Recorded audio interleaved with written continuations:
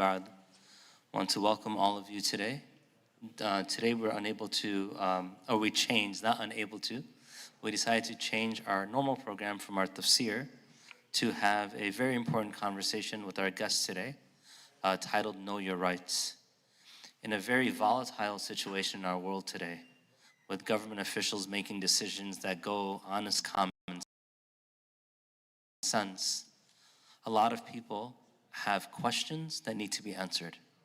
And those questions have surfaced with the presence of ICE, and now from tomorrow, the presence of the National Guard around our city, as to what rights do we have, what should we do, what shouldn't we do, how should we respond to certain situations, etc. We actually have a professional in this field, Brother Abubakr Meah, who's not only a community member and someone who's served this community and a parent to children who go to our school, but also works as an immigration lawyer. So Abubakr, Jazak for joining us today. If you can just give us a little background about your inshallah. Assalamu alaikum. Thank you for giving me this opportunity. I definitely thank Naveed Bhai and the Religious Affairs Committee for making the fourth pillar, the community advocacy, and asking me to come out today and make my presence. With that being said, I've been practicing immigration law for around a year of Arizona, and that's where I really got my experience in immigration law. Sadly, I haven't seen times like we're currently facing. So this is new for everyone in the immigration field. So we're taking one step at a time. We're trying to understand where things are headed. But, you know, it's no longer a Jumariya, but a Mamlaka. So we're trying to fathom in the democratic setting on how to handle the situation. So inshallah, we can benefit today with knowledge and whatnot. Okay, well, at this point, I'd probably delve into your background a little more, but no one wants to really hear what I have to say. I want to hear what you ICE. But many people don't even know what ICE stands for. So when we say ICE, what is that even referring to? It's Immigration Custom Enforcement. They're basically the police officers for, the immigration police officers are there to enforce the rule of the government and to detain people, to apprehend people, and put them before the court or... When was this established within our country, and like for what purpose?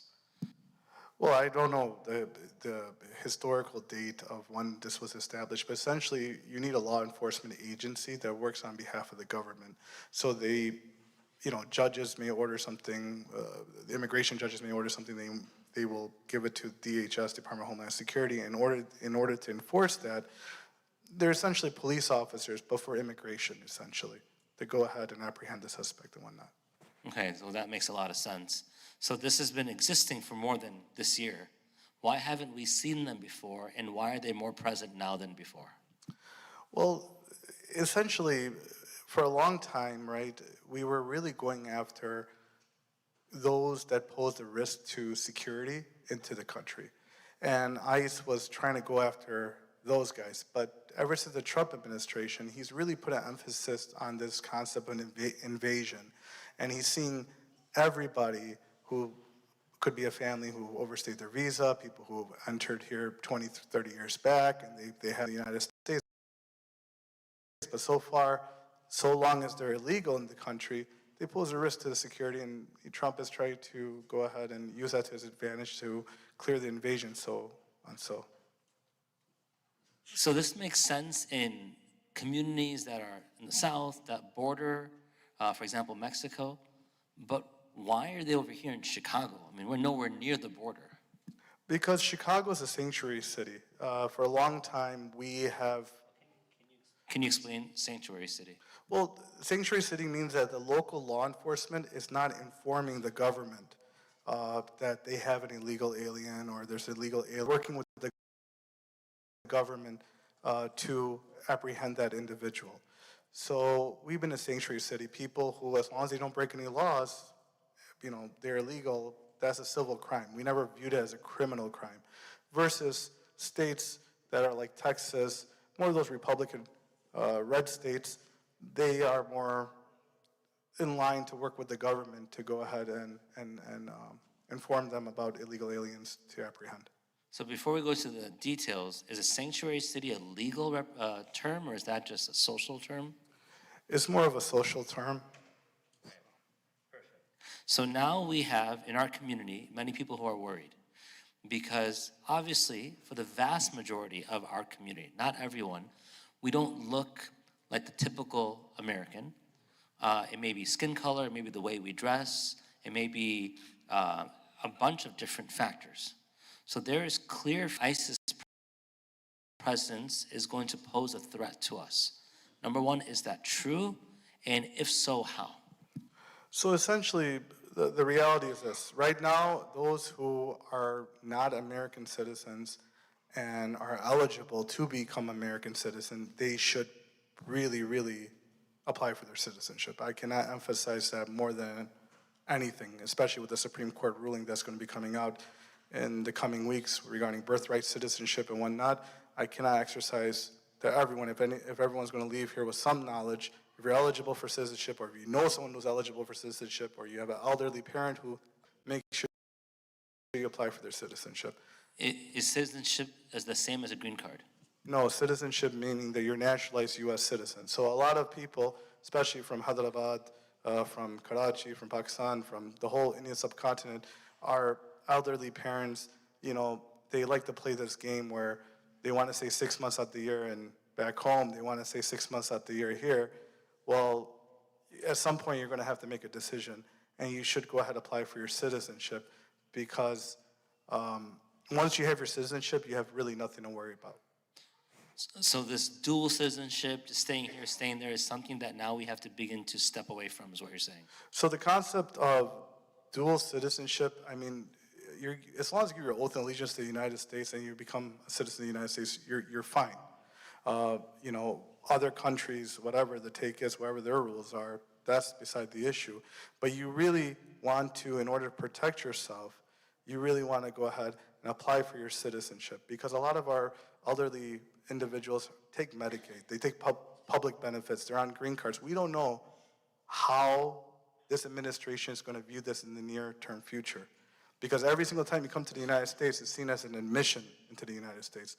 One of the inadmissibility grounds is public charge, for example, and they can use that against you, and they can say, well, you have this home back home, you have this, your home, your residency is not in the United States, we want to take away your green card, and then when you're trying to apply again for the green card, they're going to see you as a public charge because you're already on the record, you're already taking public benefits such as Medicaid and whatnot.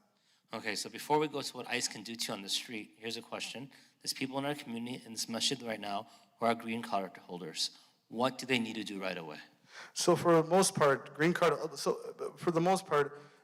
as a Muslim community, right, I mean, we all know that we are quite passionate and enthusiastic on how we feel and whatnot when it comes to global affairs and whatnot, right? You got to pick and choose your battles. So I request everyone to realize that, you're a green card holder, you're not a citizen. You do not have the rights of a citizen. You are a guest in this country. This country does not care about you. I mean, I'm being frank, and the Trump administration, they really, really are trying to emphasize that. Perfect example, in Saudi Arabia, the Jamal Khashoggi, he was a green card holder, right? He went to the Saudi consulate in Istanbul. He got chopped up during the first Trump administration, right? And Trump's response was, he's not a citizen of the United States, why do I care? So that's the stance, that's the mentality that he's coming from. So with that being said, I recommend everyone to get things off their social media. Get things off, I understand we have things that we want to speak out about, that we feel in certain ways when it comes to certain countries, certain political affairs. Be apolitical. You're not a citizen, right? We already saw with the Palestinian kid, the university student, whatever, that was Muhammad Khalil. Oh, the student. Yeah, for example, at the end of the day, he's not a citizen, right? So those in fundamental rights, they don't really they're there, but they're not there like a citizen, for example. No one can take that away from you when you're a citizen. Okay, so now if you're a green card holder and you're out for a stroll, you're out for a walk, you're going to the store, is there some worry, is there concern? Can ICE just come and pick you up if you're a green card holder? Well, ICE cannot pick you up for your green card holder because you're not really deportable unless you've been convicted of a crime, right? A crime, a deportable crime, right? In the INA statute 237, right? There's a bunch of deportable crimes, right? There's issues when it comes to good moral character, right? And there's depraved crimes, right? And these, it's really a really fine area of criminal immigration law, right? So domestic violence, for example, every house, right? You know, a husband and wife will have disputes, for example, right? A husband gets, apprehended, or the wife gets apprehended, whatever it takes. If they're not a citizen, right, those crimes may be considered deportable, and now that they're on the record, now ICE has an excuse to exercise an arrest and try to take away your green card. But the only beauty is that once you have a green card, the ultimate decision will come down to the immigration judge. So you're still entitled to a hearing, and the immigration judge is the only person that has the right to take away that green card. So I'm just going to move forward and bring these two together. Now let's say you are a non-green card holder and non-citizen, overstayed a visiting visa or overstayed a student visa, and now have been in the country. Can ICE just find you? Can they pick you up? And if so, does that include in the masjid, at the grocery store? Can they come into your home? For a person like this, what are they looking at? So essentially what ICE is supposed to do and what they practically are doing, there are two different things, right? If you're in public, right, they can apprehend you so long as there is a warrant.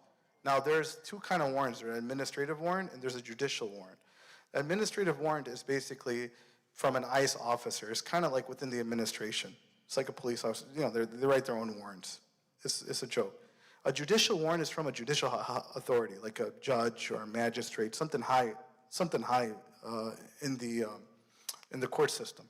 So if you're in a public place and they have a warrant, they can apprehend you. Now, if they're apprehending you, and in that proximity, if they find other illegal immigrants, they can apprehend them too. So that's how they do. They usually go to a work site or something. Now, if they're coming to your house, they have to have a judicial warrant, a warrant by a judge that basically has the name, right? It should have the address, and it has to be signed by the judge, you know, in order for them to go ahead and come into your house and make the arrest.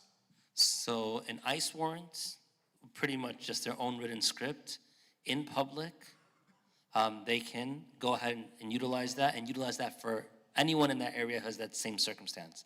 In your home, they cannot come in without a judicial warrant.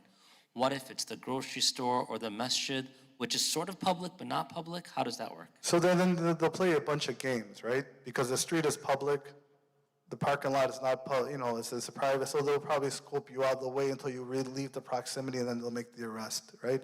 So they can come on in, they can't make the arrest, and there's these games that they're going to be playing, and ultimately you will be apprehended. I mean, how long could you really run away from ICE? If they want to get you, they'll get you. That's how I tell people. But ultimately, what are your rights once they get you? That's the million-dollar question, right? You have the right to remain silent, okay? You have the right to go ahead and ask for your attorney, okay? And if you've been here longer than 2 years, unless you have a bar, right? God forbid, one of those, unless you're a really horrible individual, put it that way. You should have a hearing of some sort. Okay. So if you're here for 2 years, even though you're not, quote unquote, documented, you're not a green card holder, there is still some hearing that you're entitled to. If you're in the masjid, if you're in some private property, something that's owned by someone privately or leased by someone privately, they can't arrest you, but they can still communicate with you there? Yeah, they can communicate with you, they can ask you questions, but they can't really make the arrest, right? I mean, they can ask for consent, right? That's the $1 million. What is consent? Well, if you for example, if you get pulled over and you have your door open, well, are you consenting for them to search your car? It comes to that thin line. And these nuances, ultimately, is the government's word versus your word. And in today's administration, the government really doesn't care about what you have to say. So now we have people in our community, I haven't gotten to citizens yet, but we have people in our community who go for walks, they pray here. They have no worry about praying here, correct? Yes, that's correct. Okay, so they come for Jummah, they can come for the retreat this weekend, like all of that. Keep me in your prayers, yes. Okay, inshallah, alhamdulillah.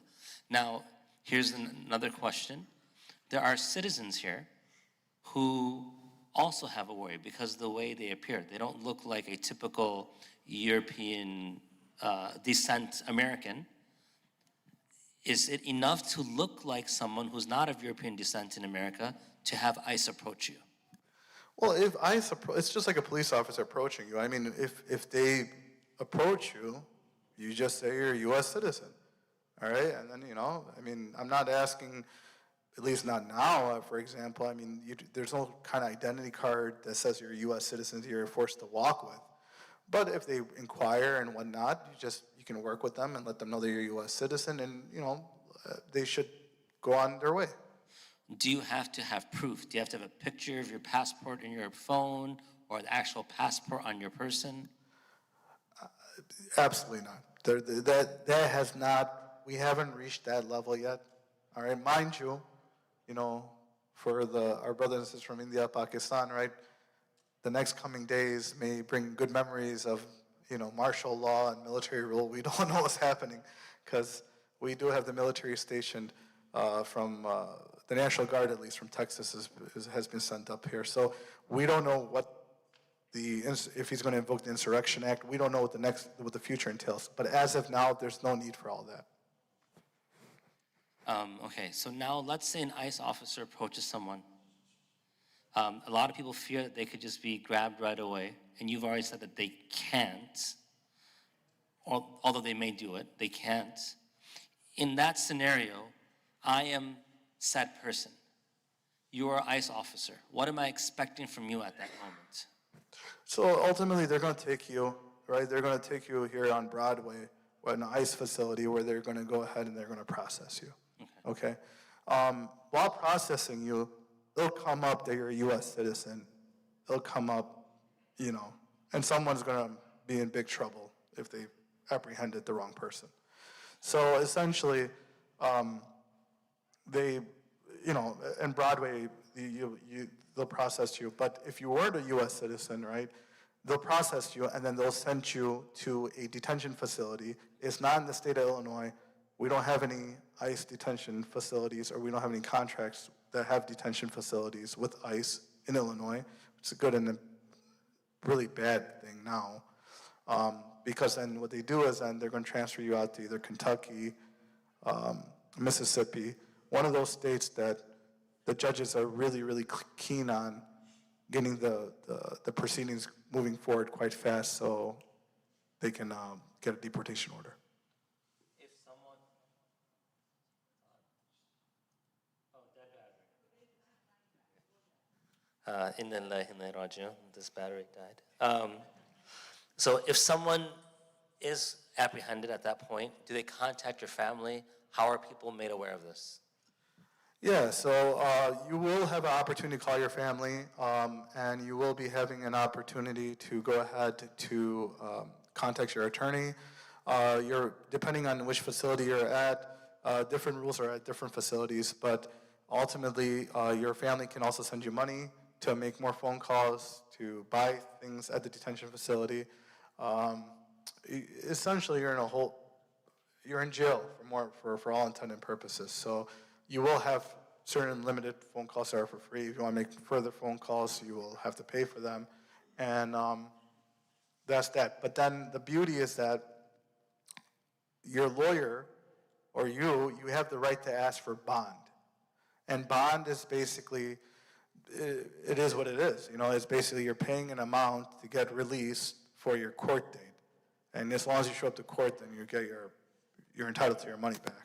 So you actually brought up the next point I wanted to bring up, is that should we have a lawyer in our phone, a number of a lawyer that we have either memorized or in our phone during this period of time?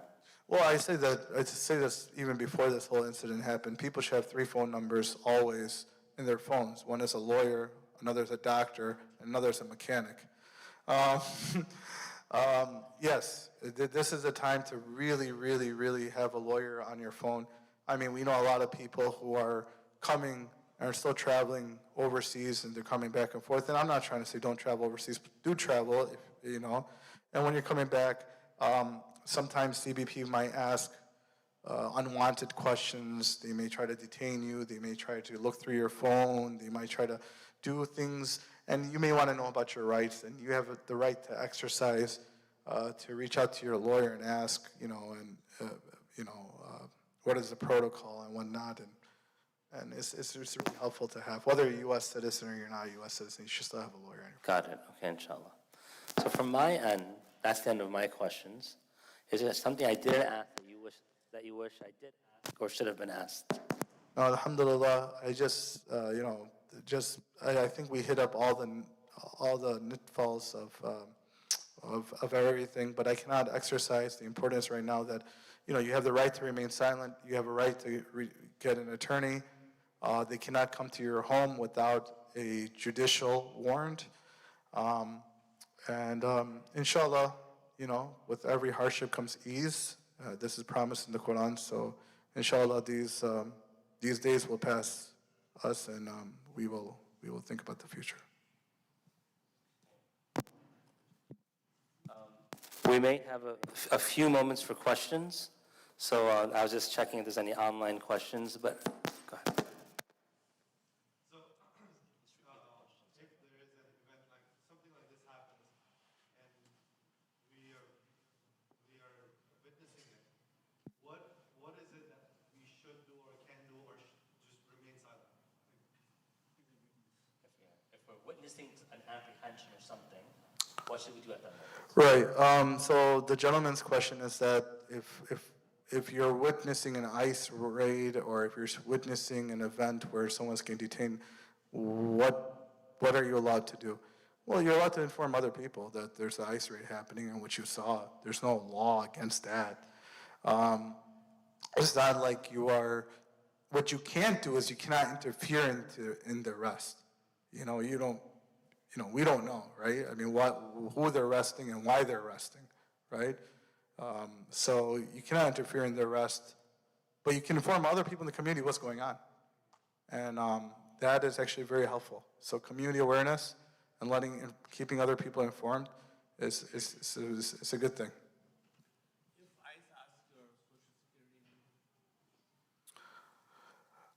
If ICE, okay, so the gentleman asked if ICE asked for your social security number.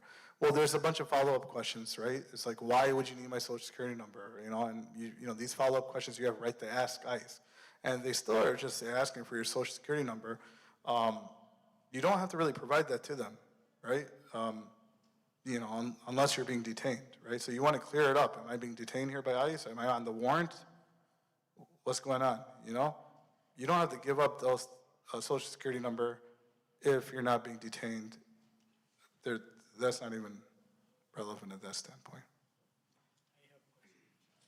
So kind of mentioned that it requires a random to be picked up by ICE, right? So can they pick up a random person on the street? Can they pick up random person on the street? They're not supposed to, but can they? I mean, are they doing it? Yeah, they're doing it. I mean, it is what it is. I mean, the president's not supposed to tell the governor that he's going to arrest him either, but he just did, so. Just like you said that if you are a U.S. citizen and they ask you, you say you are a U.S. citizen, and that according to you, you said that will do it, right? You don't have to show no proof that you are a U.S. citizen? So you don't have to carry, the gentleman asked that, if you're a U.S. citizen, you tell ICE that you're a U.S. citizen, that should do it. Well, depending on the officer, he may not believe you, right? And if he does not believe you, he takes you to Broadway, and then they're going to find out that you're a U.S. citizen. A lot of us are naturalized U.S. citizens that are in this room. because they're the older generation that's been born abroad and they've naturalized to citizenship. They're not born citizens. Naturalized citizens have an A number, right, which is your green card. It's already registered in the system. They're a U.S. citizen. So that A number is going to come up once they take you to Broadway, and they're going to release you immediately.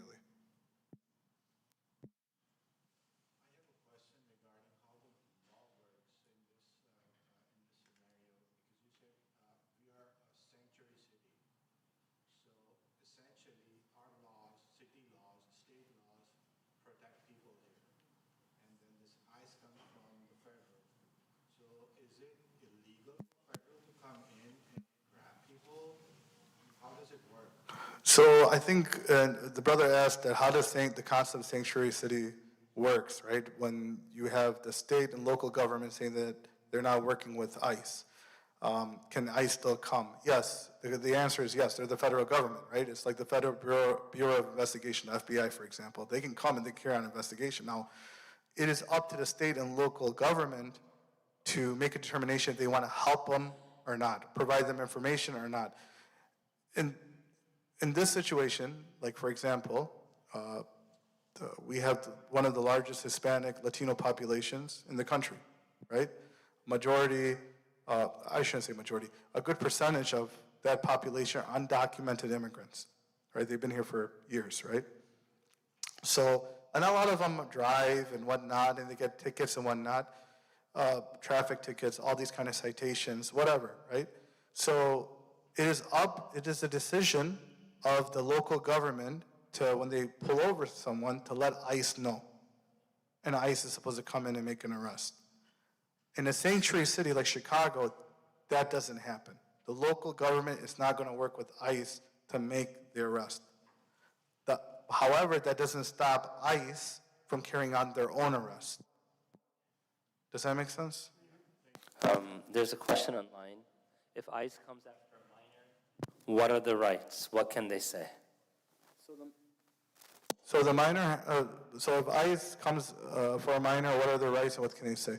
So minors have the same exact rights as anyone else, right? With that being said, right, they have the right to remain silent. They have the right to an attorney. They have a right to a hearing from a judge. So all these things that can exercise those rights. Yeah, that's it. There was a question about where can we get your contact information to be able to get a hold of you with more private questions regarding this. By the grace of Allah, alhamdulillah, we have a great team here at MEC. We can reach out to Brother Naveed, and we can reach out to Brother Ibrahim, or you can actually reach out to you, Saad. You got my number, and inshallah you can share it with anyone. My number is, whoever wants my number, they can reach out to Saad, and I'm more than happy to help out the community. My question is, if I'm walking on the road, guys comes from back, just grab me and handcuff me without any conversation. What to do? Okay, so the uncle asked the question that what happens if I'm walking on the road and ICE apprehends me without anything or whatever, what can I do? So like I said, you're gonna go and you're gonna smile as they're taking you, because someone's gonna lose their job, more than likely. If they're getting you and they're taking you to Broadway, right, the facility, they'll know right off the bat that you're not an illegal immigrant, and they'll probably let you go there and then.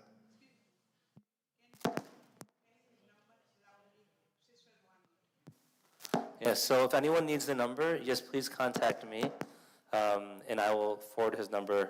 My number is very well known in the community. It's 224-628-0249. I know because I get all your messages. So just contact me. I'll give you all of his information. My number again is 224-628-0249. And then just get a hold of me. I will give you his information, where to reach out to him. We do need to wrap up. I know you had your hand up for a couple times. Go ahead.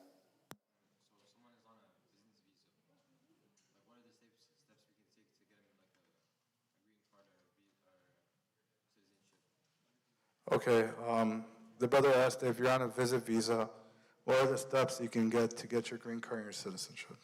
Okay. So that, my friend, you should share my number because there's a bunch of questions after that. Did they overstay their visa? Are they married to a U.S. citizen? You know, how long have they stayed in the country? If they've been here for more than 10 years, for example, and they have a child who is sick, who's a U.S. citizen, for example, or not, they may be eligible for 42B cancellation removal, which is a green card. So, I mean, there's a bunch of avenues, but we would need more background information, inshallah. Inshallah. Last question, go ahead.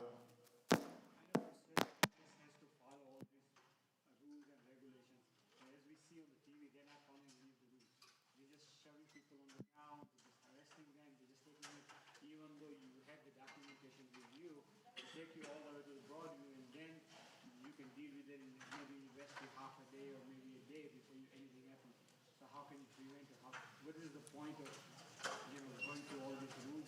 Would they apply to them? So the brother's asking that what's the point of applying for rules if ICE is not abiding by the rules? Yes, we know that ICE is not abiding by the rules. So this is just a short operation, right? That it's Operation Midway Blitz. So he's just doing an operation right now. So it's at the crux of the operation. It's going to eventually settle down a little bit, and then he's going to figure another city to pick on. But maybe when Mamdani becomes the mayor, it'll be New York next.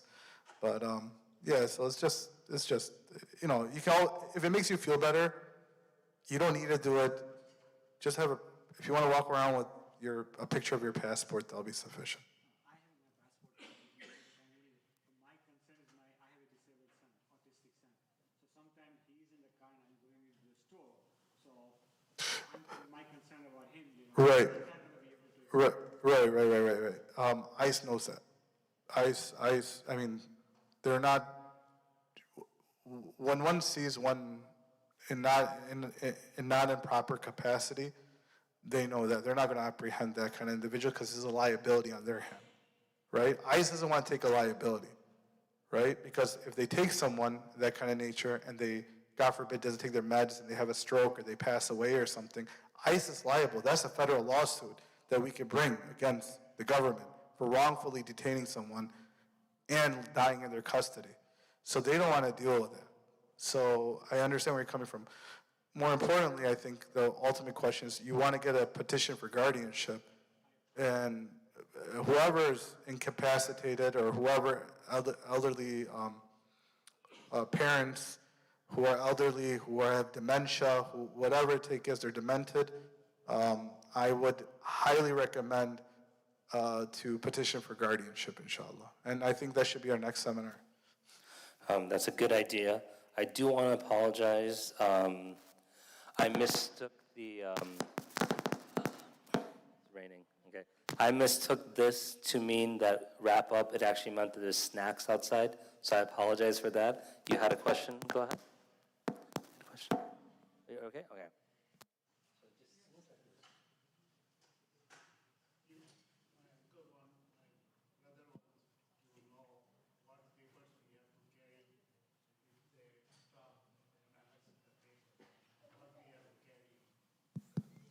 So the question once again is, what papers should we carry with us at all times? There is no rule to carry any paperwork with you other than your ID. So you're all good with that. Now, if you want to make yourself extra precautious and extra careful and whatnot, you can take a picture of your passport if you're a U.S. citizen.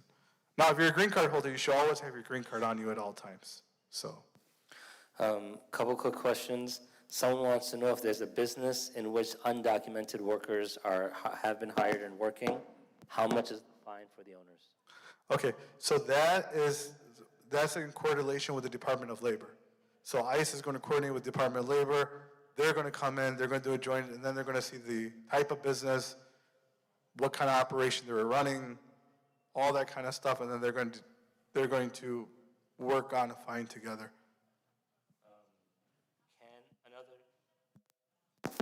Another question, can they come in schools or business restaurants? The answer is no, right? Yes, they can actually. They can? Okay. Oh yeah. Oh yeah, they can come in. Restaurants? Yeah. Okay. Yeah, they've been going in. Okay. They've been going in. That's the thing, right?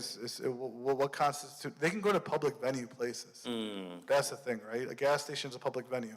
Got it. Restaurants are public venues, right? These are they're open to the public. They're open, right? Now, Schools. there's schools. Now that's where it kind of got a little bit iffy, especially when it came to the state of Illinois, which completely prohibited. Hospitals kind of iffy, and places of worships is kind of iffy. Okay. If you carry a weapon legally and ICE comes to apprehend you, what do you do? You let them know that you have a weapon and you have a FOID card. So first thing is that if you have a weapon, make sure you have your FOID card. Plain and simple. So I'm not saying don't. A lot of us work in really bad areas, and some people are going to say don't carry your weapon. No, that's stupid. You keep your weapon with you. It's good to have your weapon, but whenever you have your weapon, make sure you have your FOID card with it.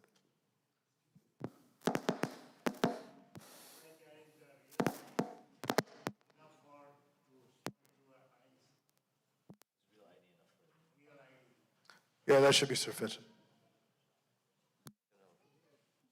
Many times you see people try to run away from the ICE agents. What do you advise there?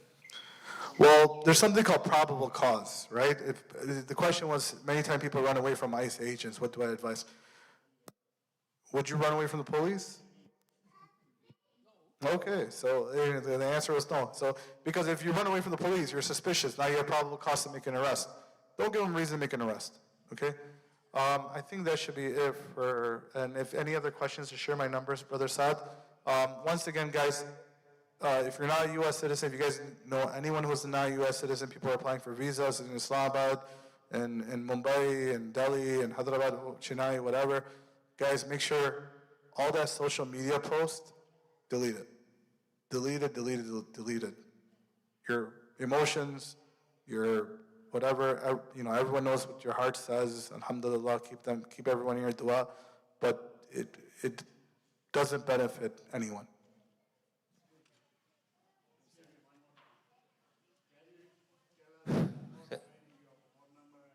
So anyone who needs number, just contact me.